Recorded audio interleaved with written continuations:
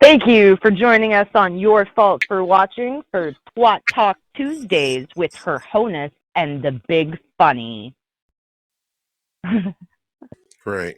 Well, what I'm saying though is okay, so some guys you just be asking it at the wrong time, I guess. You know what I mean? Like Tony said that his woman told him one time that, hey, it ain't that I don't want to have sex. She said, I just want the bills to be paid.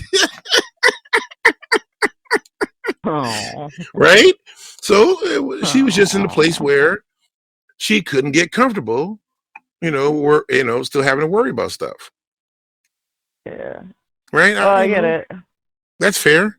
I mean, this goes maybe. back to my whole math of like, you make your own money, you can kick them out of bed for eating cookies. You know? Mm-hmm. Like, damn. I pay my own bills. You can just, bring the dick. Yeah. Yeah.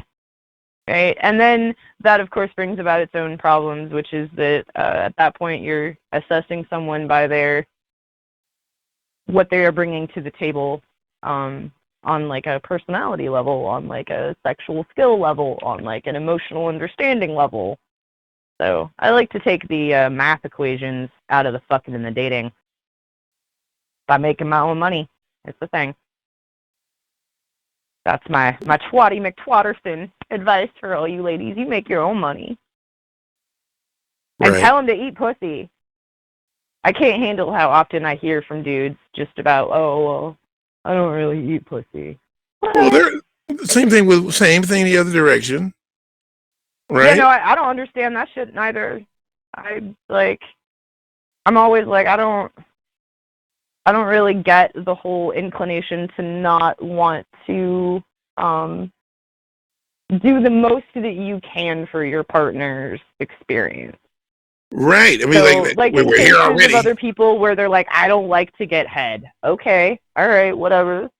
But if your partner likes to receive something, and your apprehension is just on the giving, like, why is that an apprehension? Would be my first question, and religion? That gets into a whole bunch of religion makes people self-conscious about doing anything sexually.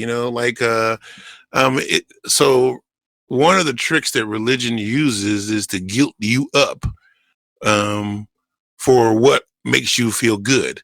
So much so that aren't there some religions where people are like the only skin to skin touch is like through a hole in the sheets? I mean, that's some ancient Judaic shit right there. That's really? The fucking okay, I didn't know where it was. But I just heard somebody say that There's before. a lot of vagina shame in almost all ancient religions. The thoughts of it being unclean, which is still reticent today.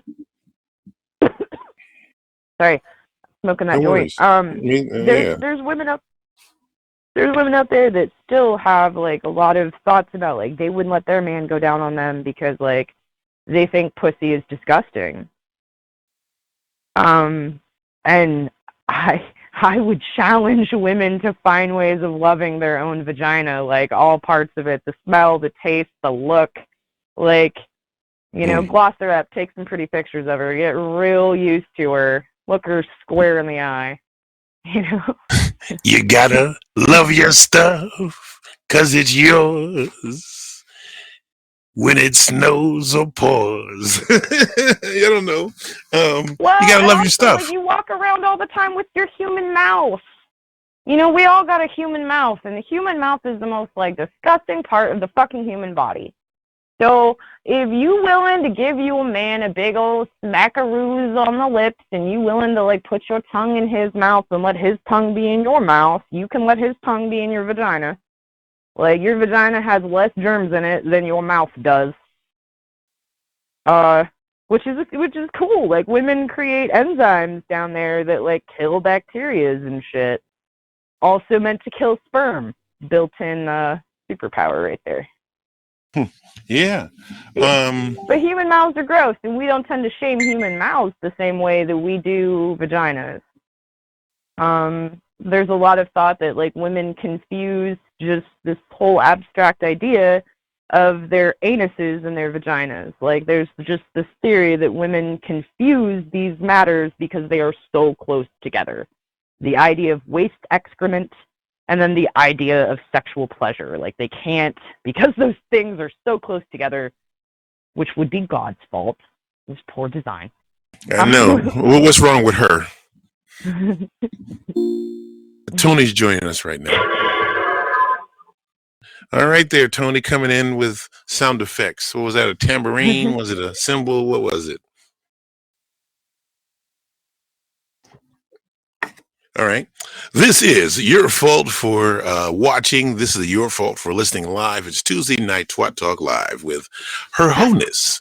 And I'm the big funny Travis Simmons. And here comes Tony Zamboni. What's going on, people? It's Tuesday night Twat Talk. All right. Tuesday night. So what y'all talking about? Let's get twatty. All right. Tony, do you know what twat means? Excuse me? I'm going to smoke a cigarette real quick and right back. I was going to ask, do you know what twat means? Like, is it something you've ever used in your vocabulary before? I am not a little child. I was born when twat was invented. Well, I mean, it wasn't so much like that. It was more like, do you have a little bit of cockney in you, where like Europeans call each other twats all the time. And I hear it's a Boston thing too. I hear Bostonites like to call people twat. Twat. But Yeah. Yeah, it's not a word that's specifically used too commonly out here. Right. I'm old school. I've heard them all. What are you talking about? Well, Travis was all politically correct. Travis had to ask me what twat means, and I was like, I just Google dictionary that shit for him. I was like, it means these two things. And my thing is the obnoxious angle of it. Twat can mean stupid or obnoxious. I can be very obnoxious, especially when I'm talking about my genitals, which is also the meaning for twat is the female genitals. Right? Right. Yeah. Yeah. So thus exactly. the creation of Twat Talk. Yeah. And it's how you men get grouped into the conversation because you can be stupid or obnoxious, and that's how you end up twat talking.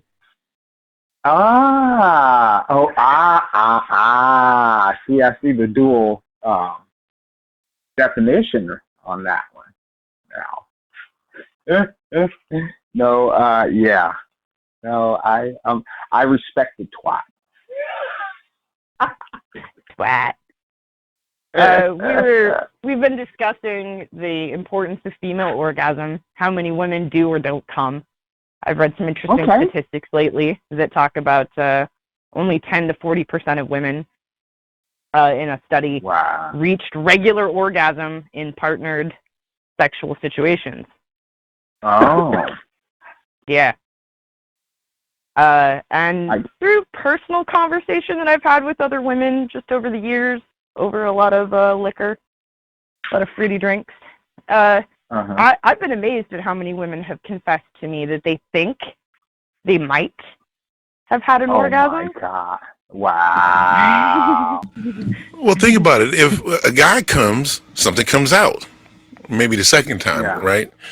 So you came, right? Like sometimes you could get so excited and be so sensitive early on that you could come.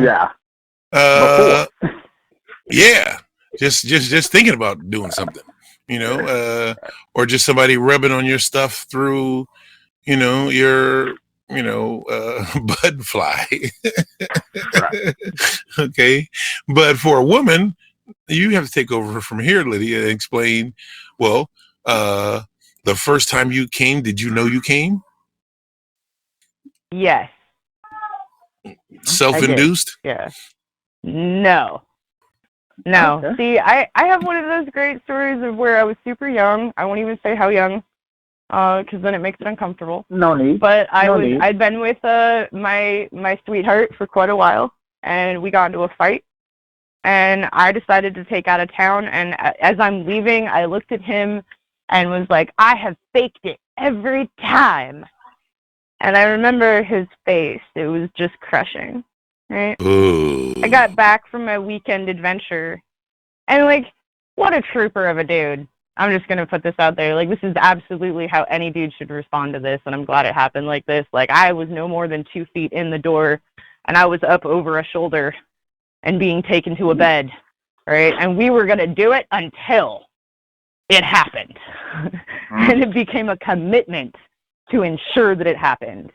And it sure as fuck did, right? So I was really lucky that I had a partner at that time that was, like, didn't get super fucked up and, like, I don't know, get reactive and leave my ass or something for that. Like, he was like, oh, well, then I guess we have some work to do, which was cool. But I don't know that all women get that opportunity or relationship early enough on in life before they just learn that behavior, that they should be faking it or they should be expressing some sort of pleasure that, in fact, maybe they're not sure that they're receiving.